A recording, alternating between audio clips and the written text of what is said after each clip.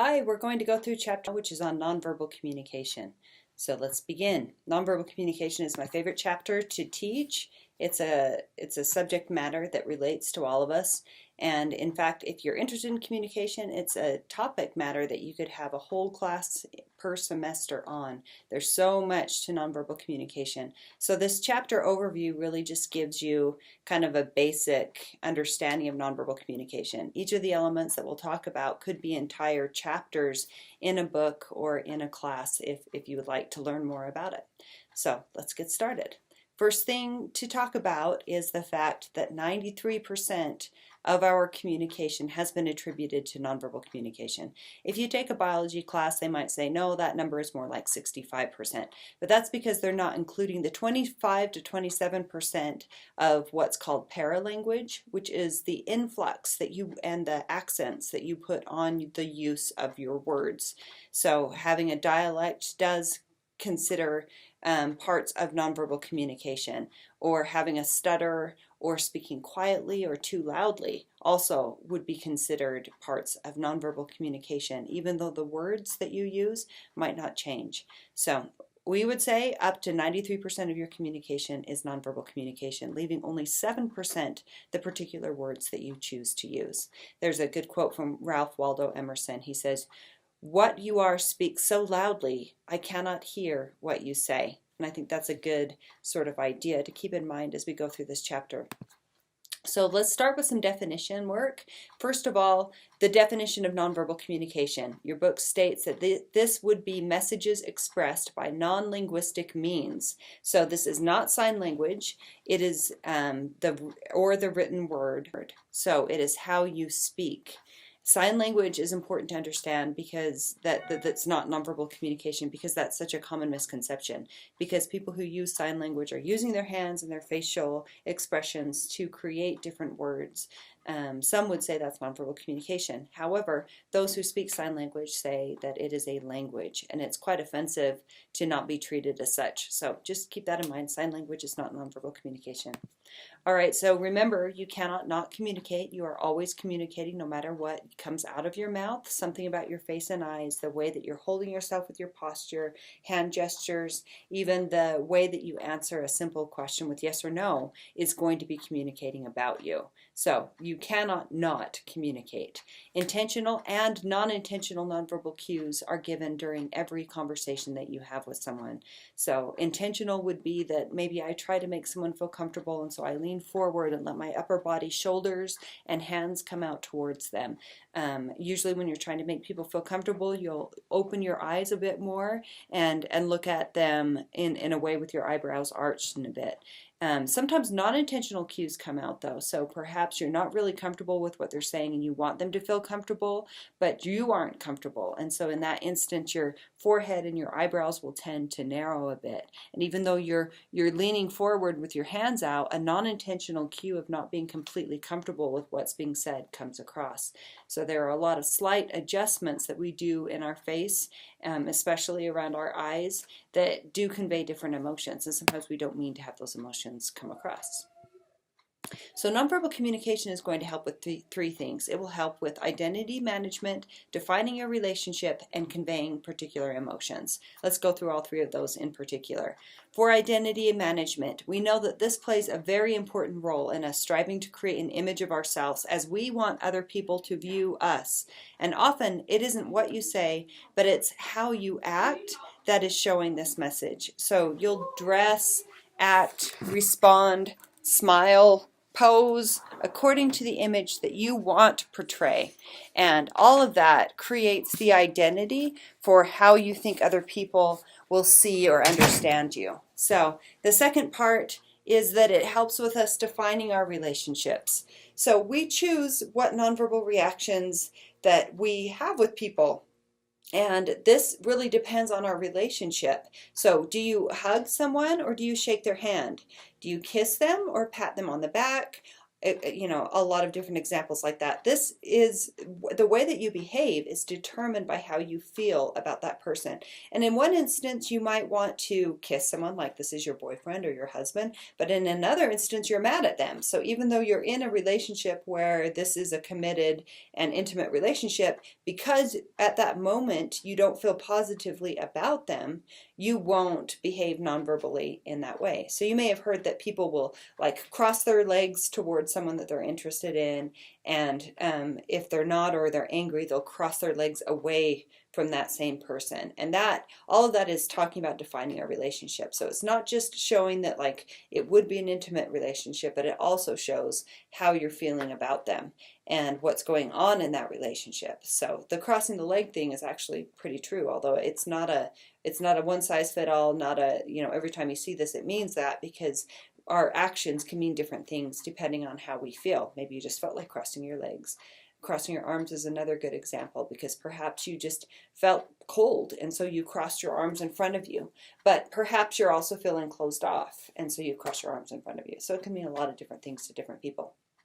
And then the third is conveying the emotions. So your nonverbals are better suited to express your attitudes and feelings than any idea that you could express linguistically. So if you're tired, for example, or you're attracted to someone, or you're hungry, or you're angry, that information usually comes across, those emotions come across nonverbally better than they do when you say, I'm just hungry, or I'm angry. So sometimes anger comes across because of the tenseness in your voice, or because your eye contact and your facial expressions are showing it more than just the words, I'm feeling angry. And another reason why nonverbal communication helps to identify the true emotion is that emotions like anger, like we learned in the previous chapter, have a lot of different degrees for how strong they are felt. So one anger feeling or emotion is completely different than another feeling of anger or emotion. And I'm sure that you've all felt the different intensity with that. So we're now going to go through the 7 nonverbal communication functions. So this is something that you will see on your quiz for sure. So you'll want to just be aware of this in your book. There are 7 different functions that nonverbal communication helps with: repeating, complementing, substituting, accenting, regulating, contradicting, and deceiving. So let's start with repeating. Repeating is when you repeat what you're saying by using your nonverbals as illustrators. So if I was to say, I want you to go straight ahead and then I want you to turn to the right, I would move my hand and repeat what I'm saying as I'm making those different hand gestures or illustrators to show that that direction. Or if I was to say, this person's crazy, and make an illustrator with my hand, I'm actually just repeating the words out of my mouth. So you did a great job, thumbs up. And showing a thumbs up is another example of repeating. The next is complementing. This is when you're matching the thoughts and emotion that the communicator is expressing verbally. So you're actually matching right what you're saying. So saying thank you sincerely versus saying thank you in a way that's like, thank you. It would be an example of the difference between having a complimentary of thank you and having your face and eyes and your voice show that you're grateful, and something where you say the words but your face and your eyes or your voice aren't really matching the intensity of what the words are saying. So this is one of the places that we look at first for a deception cue. And when people say something and their nonverbals don't complement what they say, we usually distrust that information. So, and complementing usually comes across through face and eyes and voice. Substituting is the third one. Substituting is when you're using your facial expressions or your body language as a substitute for the words that you're saying. So instead of saying the words, what's up, you might shrug your shoulders. I don't know what's up. And just making that sort of a gesture would be a substitution for those words.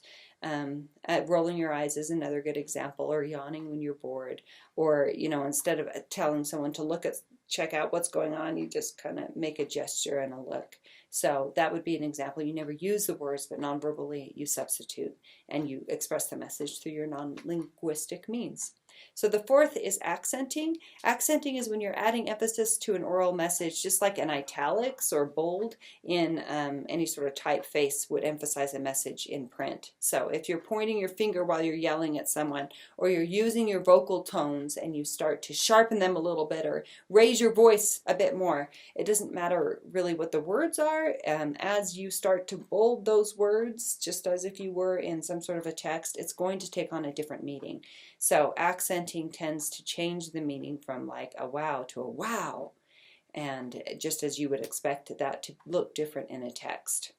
The fifth is regulating. Regulating is when you use your voice to influence the flow of verbal communication. So we use nonverbals to decide when it's the next person's turn to speak. And how we do that is by letting our voice trail off a little bit and then have a pause. And we've learned as communicators to wait for that trailing and that pause before we interject. And if we don't, then we kind of break a social rule by interrupting someone else. So it helps with regulation. The other thing that you might notice with regulation is that it'll show when people are disinterested in the conversation. So they are making good eye contact with you for a while, and then they start looking over to the side and perhaps, working on a computer or looking down at their book, or they start to just gradually step back away from you. All of those are nonverbal regulating measures to try to show the person that, okay, it's time to be done with this conversation. The sixth is contradicting. Contradicting are when we give mixed messages. So you're angry, but you say, no, I'm not angry. I'm not angry. And the way that you say it contradicts what you're speaking, obviously. So this is when we're relying more on the nonverbal cues than the verbal cues. And we tend to look to see if someone's being deceptive by whether or not they're contradicting what they're saying. And then finally, we go to deceiving. Deceiving is also known as leakage in nonverbal communication, and it occurs in every type of nonverbal behavior. So we can be deceptive even with our clothing. We can be deceptive with the way that we're using time and actually create a message that we don't really feel and use a nonverbal communication to try to hide and show that message regardless of the truthfulness of it. So speakers who are being deceitful are generally making more speaking errors. They're speaking for shorter periods of time. They have a lower rate of speech. They speak higher, and they respond more quickly when they're prepared for the lie. So studies show, though, that we are only about 50% accurate at deciphering these codes that we see. So we're not really great, even though we think that we're great at telling when someone is deceiving us. So next, let's go through and talk about the influences on nonverbal communication, starting with gender. We know that females are more nonverbally expressive and better at recognizing other people's behavior in general. And this has a lot to do with emotional coaching. So because females were coached better with their emotions, they do express emotions more genuinely through nonverbal communication, and they tend to interpret it a little bit better. So they do make more eye contact, tend to be more vocally expressive, meaning that their range will go up higher and lower with intonation, and they'll show excitement more through their paralanguage than male communicators tend to do. They do interact at a closer distance and have a smile more often. And they will face their conversational partners straight on. So men, by contrast, tend to lean forward more and just like take a little bit more of a dominant position in that conversation. They require more personal space than females do, and they will face their conversational partners at an angle instead of straight on. So if two guys were going to have a conversation, they would look like this. They would stand shoulder to shoulder out like that. Two females tend to come in a bit more. They don't need the same type of personal space. If two gentlemen were to go into a restroom, chances are they wouldn't go to the urinal right next to someone else. Females don't tend to have that same preference. And yes, they do have stalls in the female bathrooms, but they don't separate themselves out the same way with personal space. And again, remember, this is not male and female in particular. It has a lot to do with your communication style. So I'm a masculine communicator. My voice tends to be lower. You'll see me leaning forward in conversations more, even when I'm lecturing. My body language just comes and approaches people more directly. I'm more likely to interrupt people as a man would, and I do tend to have conversations with people more at an angle rather than face to face. So you should think about your own nonverbal communication and what that says about your the orientation of communication that you have, whether you're masculine, feminine, or androgynous, meaning that you would switch and be different for different people. Females tend to touch more often than males do, so you'll see a female reach out and touch someone's arm here or on the hand, over here on the shoulder, a lot more than males tend to do. And culturally, we do know that people are more comfortable decoding nonverbal communication messages from people with similar cultural backgrounds. This has to do with not just an overall culture, like if I was from North America versus South America, it also has to do with our subculture and how we were brought up. So when we know that we're speaking with someone who came from a similar background, we tend to be more comfortable nonverbally and start to match and mirror their nonverbal communication, showing that level of comfort. When we don't feel like we're getting along with whoever it is that we're communicating with, we tend to disassociate, and we will do in particular differences in our nonverbal communication just to show that disassociation. So a lot of times you can tell someone's into someone just by watching to see if they're matching the way that they are nonverbally communicating, not just the words that they're using, but the way that those words are coming out of their mouth with their paralanguage or the way that their body language is positioned. So you do have to be very careful with hand gestures, distance, the amount of distance that you take up, using winks, kisses, eye contact, all of that, because these things can be perceived very differently in different cultures. For example, the okay gesture in America, it means, you know, things are all right, but in France and Belgium it means that you're worth zero, and in Greece and Turkey it's a vulgar sexual invitation meant to be an insult. So something that we would think is completely harmless can mean something completely different in a different culture. African Americans are reporting a greater intensity in emotions, so they report more emotions, they use more emotions. Asian Americans are perceived as having the least intense emotions, and this is within the United States of America. So, you know, even within a culture where everyone comes from the same culture, the same country, there can be some differences in that subculture that makes people behave very differently.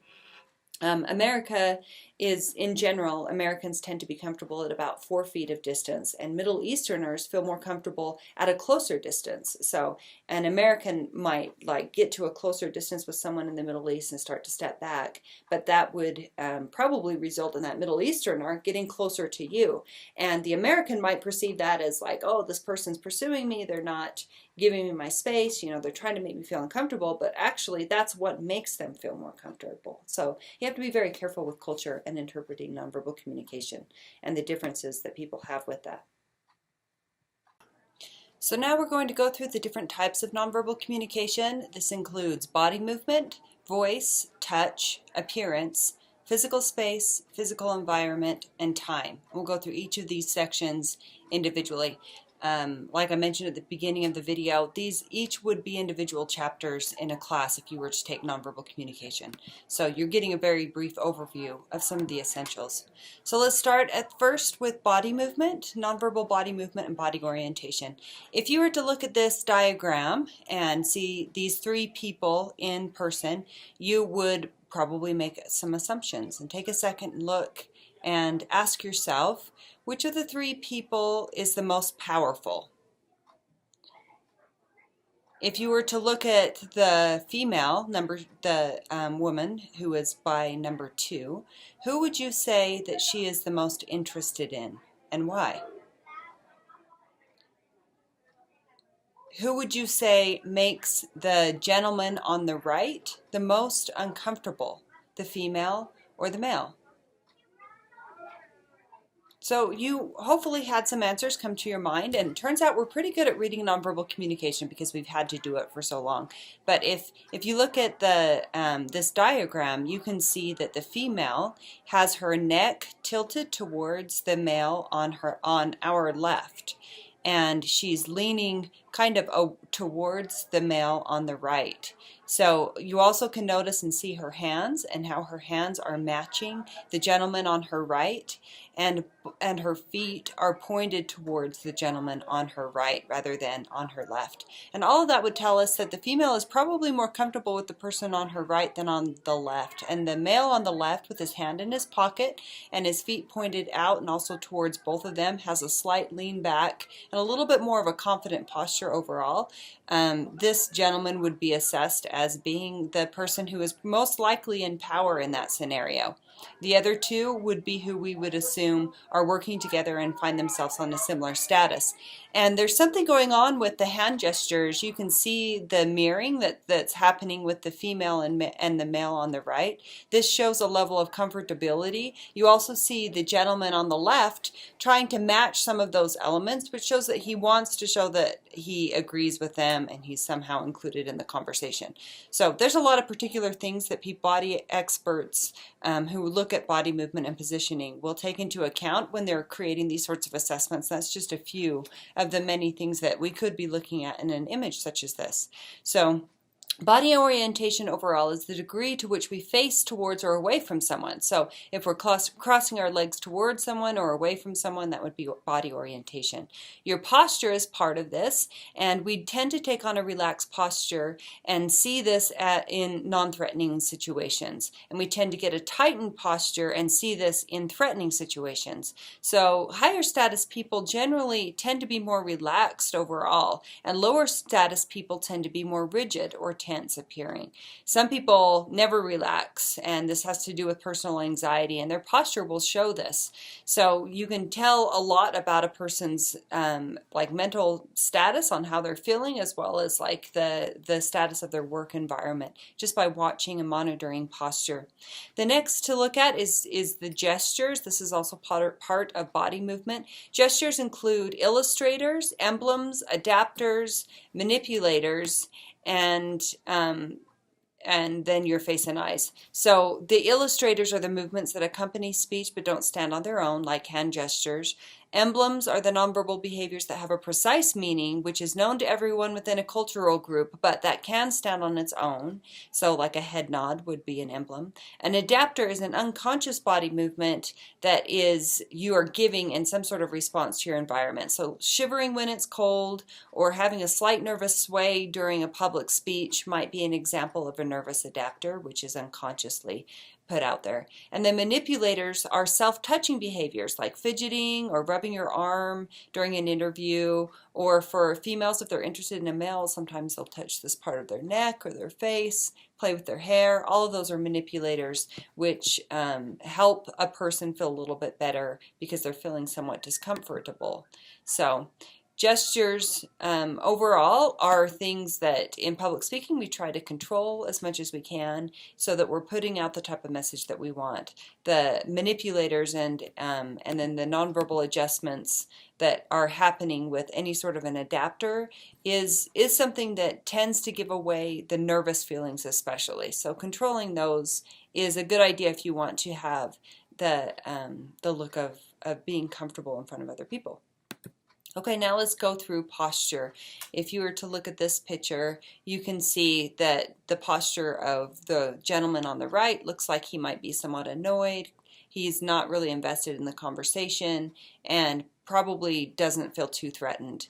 The person that we would assume would be threatened by this posture is the person on our left. So because he is leaning forward, he seems a little bit more tense through his neck and the way that he's holding his hand out. It seems that he's the one that's agitated, might be feeling a little bit tense. We would look at other things as well, like notice the face and eyes, obviously, and then notice the redness that's appearing on the person on the left. Those also tell us about the nerves and the comfortability of the person. But just by posture, we can tell how people are feeling about each other. You can also tell that the person on the right is trying to point away from the conversation and the person on the left is trying to get in towards the conversation. So that also shows us who is interested and who is not.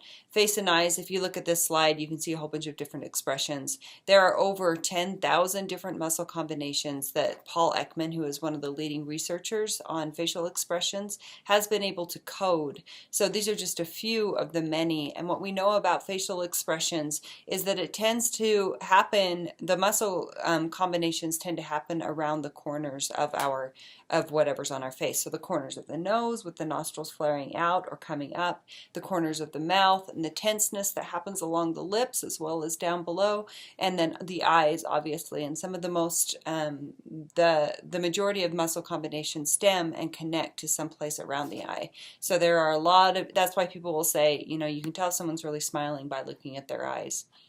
And you read in your book as well that people will say that the eyes are the windows to the soul. So they do tend to really open up the actual emotion that a person is feeling. So let's move on to the next, which is voice in nonverbal communication. And I've mentioned this term before, but just pay attention to the idea of paralanguage. Paralanguage is your nonverbal vocal messages that you add to the verbal message that you're creating. So this is your tone, the speed of your voice, the pitch of your voice, the volume, the number and length of pauses that you use. So those all are different types of paralanguage elements. Obviously the disfluencies that you incorporate, so this might be a stutter, it could be a dialect or something like that, also plays into the paralanguage. And listeners are paying more attention to paralanguage than to the content of your message. We know that this is true. Overall, we've researched this and have found that communicators are more likely to comply with requests if they're delivered by speakers whose rate of speech is similar to their own. So this would be in overall dialect or accent, as well as like the speed, pitch, and the type of pausing that you do. So we tend to agree with people who sound like what we sound like, and there's a whole field of study dedicated to this, especially when you take into account like phone service sort of advertising. And they do research to find out what type of voice people would respond to the most, what would help them to listen to somebody and trust what they're saying, and then they try to coach and find people to contact others and sell material based off of those vocal techniques. And it doesn't have anything to do with the script. The script is exactly the same. It's the voice that does tend to sell things. We've studied this with children and found that children will shy away from people with less friendly vocal mannerisms overall, and they will warm up to speakers who have warm, approachable vocal manners. So this is why elementary school teachers all tend to kind of sound the same. They speak high, their voices have a different range and excitement, and children do tend to have a predisposition towards that. The next subject is touch and nonverbal communication. There's a term here that you'll want to know for your test as well as your quiz. It's haptics. So haptics relates to touch, and the word haptics is used to describe the study of touching. Touch is playing a powerful role in how we respond to other people all the time. We have studied this with research and found that touch increases compliance, it increases our overall health, and tips when you're in situations like waiting tables, where people will tip you more if you touch them slightly on the forearm or over by the back of the elbow. So which part of the body does the touching, which part is being touched, how long that touch lasts, how much pressure is being used, whether there's movement or contact after that, and whether or not someone else is present is all going to affect the effectiveness of that touch. So the relationship of the people involved, that's going to affect the intensity of what you're experiencing. So there's a lot that goes into touch. If you want to explore this a little bit, just try touching people using the fingers right here up just lightly with the tips of your fingers versus the pads of your hands. And you can touch someone on the exact same place on their body, and it's going to send a completely different message just because you engage the pad parts of your hands versus just the tips of your hands. So there's a lot to touch and learning how to touch effectively, but it is one of the strongest things we can do to increase compliance overall and help influence the type of relationship that we have. So next we're going through appearance and nonverbal communication. Our appearance will affect our economic status, the background that's perceived that we have and our education level, our social background and where we are expected to stand out or belong in our social groups, the trustworthiness that people would assume that we have and our social position with that, our overall level of success, sophistication, moral character, all of these are attributed directly to our appearance. So there's physical attractiveness that goes into this, and there's also clothing. Our physical attractiveness, we know, is it's a stereotype, and it's also a predisposition that affects people as young as 3 years old. So really young children are programmed to be predisposed to trust people who look more attractive than others. Attractive people are viewed as being more sensitive, kind, strong, sociable, interesting, persuasive, intelligent, friendly, and popular.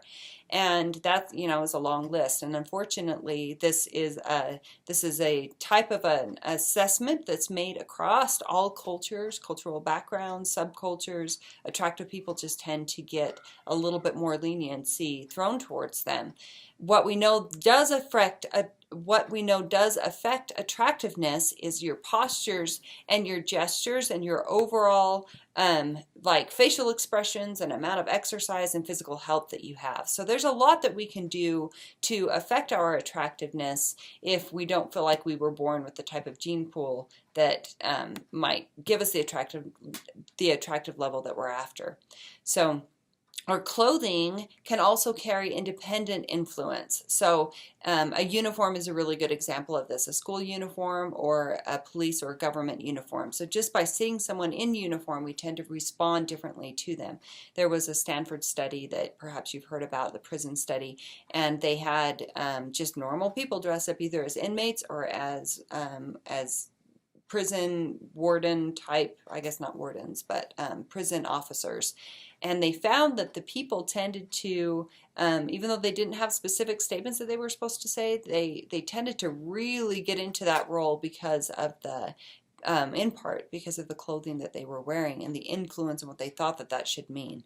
So we know that we should always dress for first impressions, and the better that you're dressed to begin with, the more successful that you will be judged. This is why I require in your speeches for you to dress in your business attire. This not only is going to give me the impression that you really did put a lot of effort into your presentation, it's going to help you feel like you are polished and ready to go, like you did your very best and are ready to perform your best. So, and that's not just like me in this, online communication world.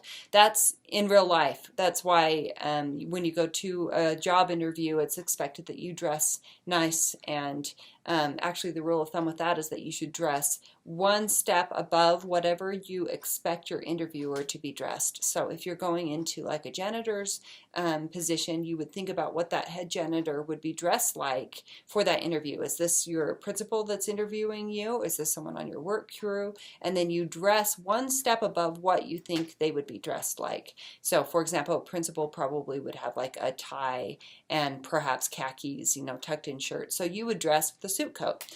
Someone who you work with, who might be your supervisor, most likely would not be wearing a tie. They might be wearing a button-up shirt, probably blue colors of sorts. So you would dress accordingly. You might wear a tie, but wear like Carhartt jeans or something like that, demonstrating that you are that same type of person.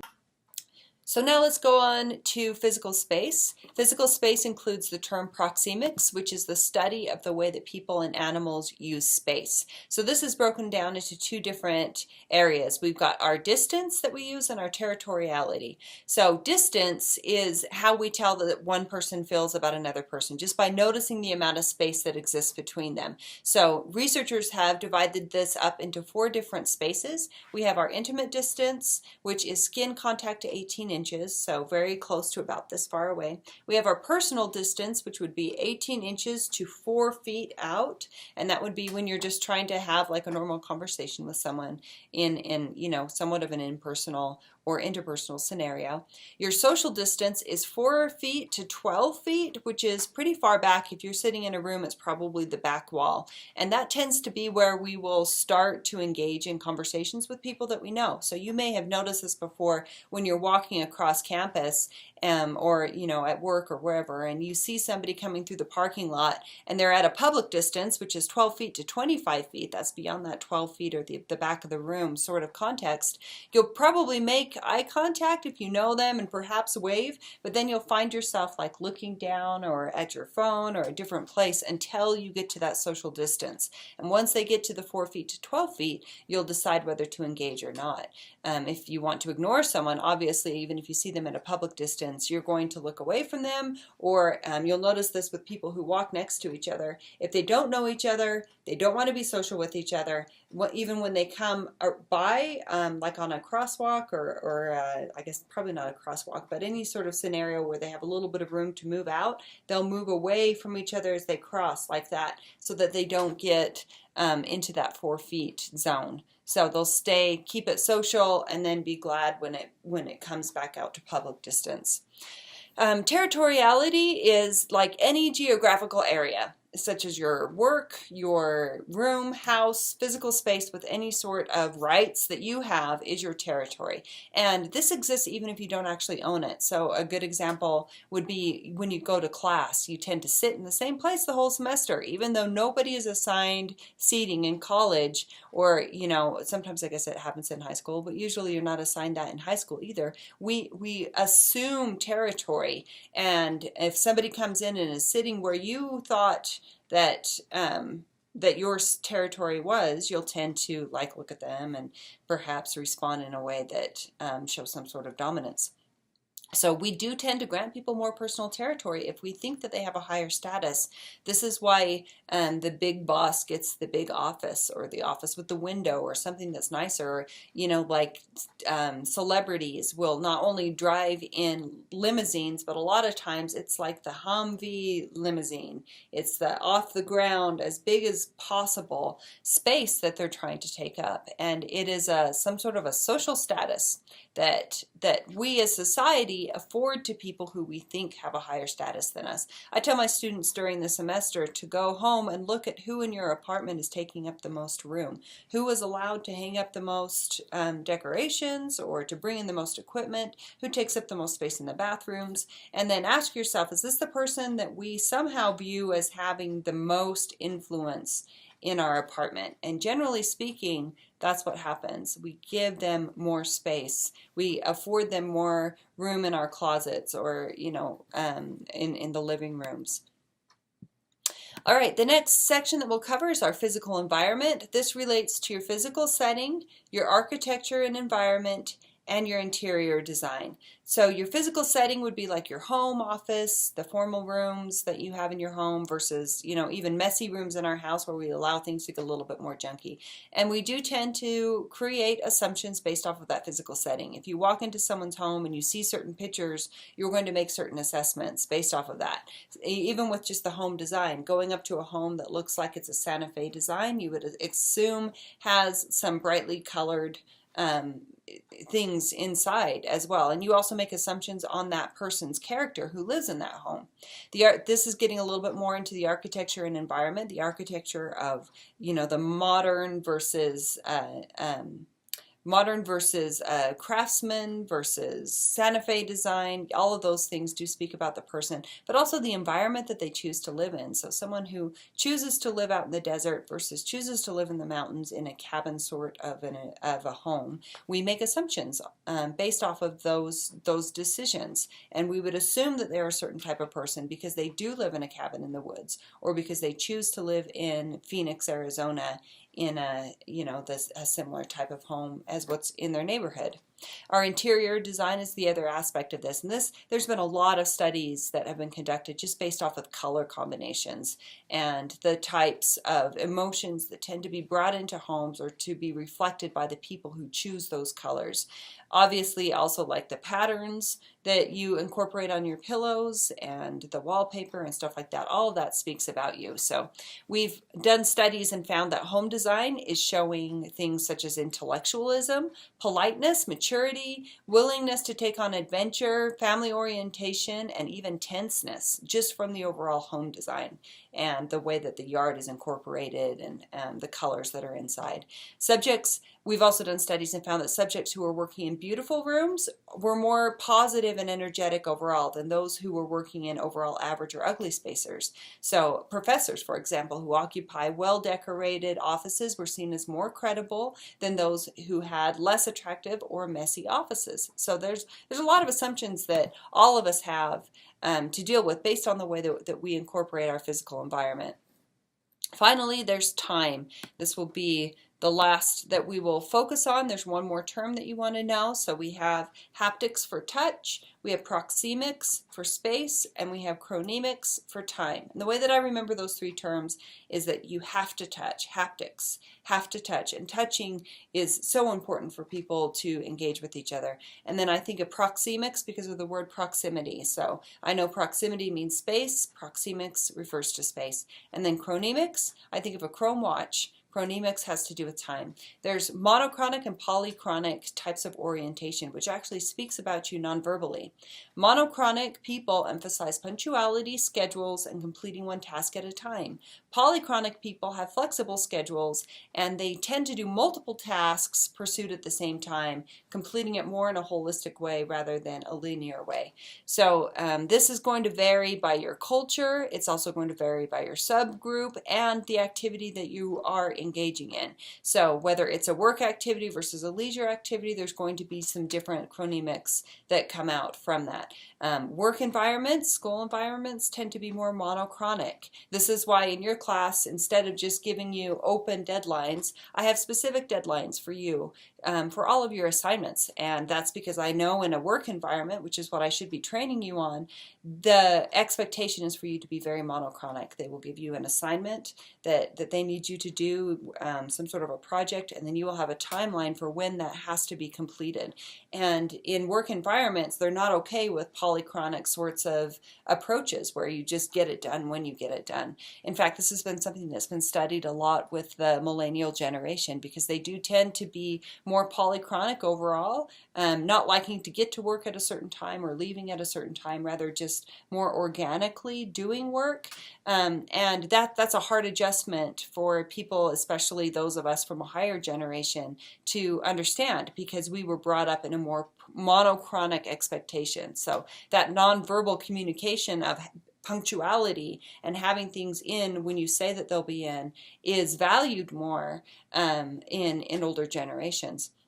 Polychronic people, these are the type of people who would, for example, with vacation, just enjoy the idea that they could get in the car and take off and maybe have a general idea of where they're going, but not have any sort of expectation about when they get there, where they're staying, how long they're going to be doing any sort of activity. They just like the openness of that.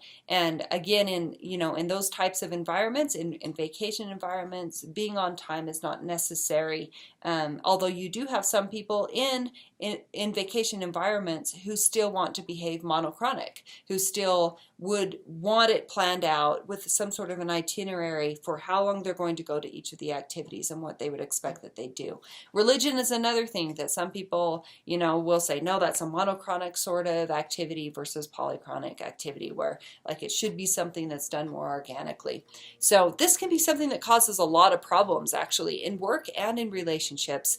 I would encourage you to think where you are the most predisposed to fall, either as a monochronic or polychronic person, and then think about the places where you tend to behave that way and what that brings for you. Whether you're a polychronic person who's now in the serious work environment or school environment, now you have to adjust that, or whether you are, married to someone who is polychronic and you're very monochronic with doing any sort of family time. That could be something that you see a lot of conflict with. And sometimes it's just good to know that there's a difference there, and then you can work within those differences and have some sort of compromise. When we get into our conflict resolution chapters, we'll talk a lot more about this, which should help. So, all right, that's it for nonverbal communication. Thank you for watching. I'll see you back here for Chapter 8 on listening.